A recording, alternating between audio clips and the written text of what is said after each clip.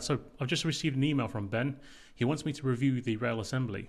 He's also added an upload comment to make sure it's make it easy for me to find the project within Data Loop. So if we're going to Polyworks, open, and let's search for interference. And you can see there we have this one project available. So let's open. It tells me there's a newer version, so let's download that version. The search in Data Loop makes it much quicker than browsing within folders on a file server. There should also be a control view for me to view. Clearance and interference.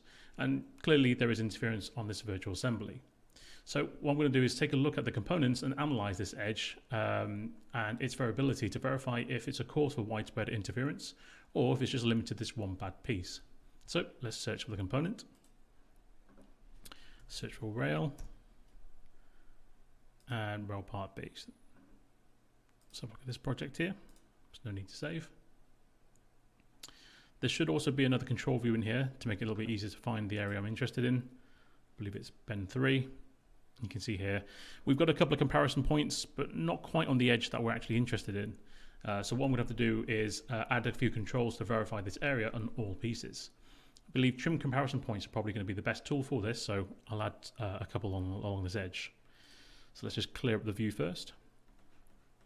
Let's jump into my trimmers comparison point tool, and I'm going to anchor a couple of extra comparison points on this edge.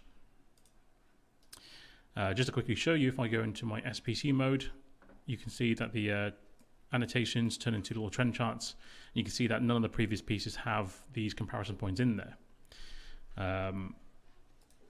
So obviously what I need to do now is make this part the same as all the other pieces. But Polyworks 2020 has a great new tool to allow me to do this.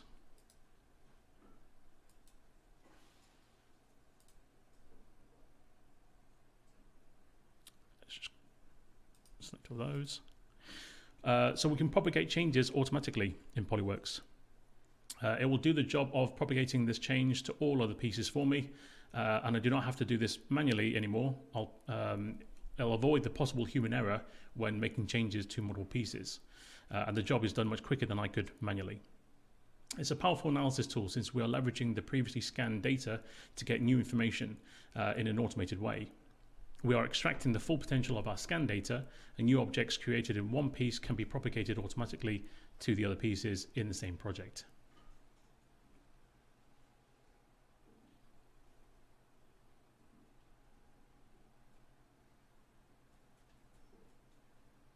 And that should be about done. And then what I can do is I'll turn on the SPC again to quickly show you that this has actually been applied to all the previous pieces. We can see that it's not a single piece that has an issue. All pieces are the limit or outer tolerance along this edge. The actual CP value is good, so the process repeats adequately, but the CPK value is not centered. Is low, sorry, so we are not centered on tolerance. So the supplier's laser trimming should be adjusted to be closer to the nominal, and at the same time I think we should tighten the tolerance values in the specifications. Now to quickly communicate this information to the supplier's team, I can upload to Data Loop and let everyone see the same results as me within seconds, not hours.